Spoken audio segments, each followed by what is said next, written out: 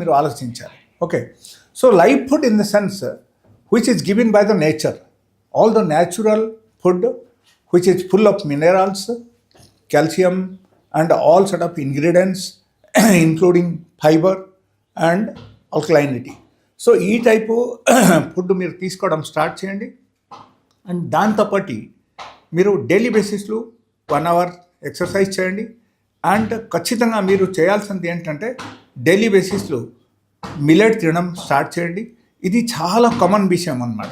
ఇది అన్ని ఎవరొకరు చేయగలుగుతారు ఈజీగా.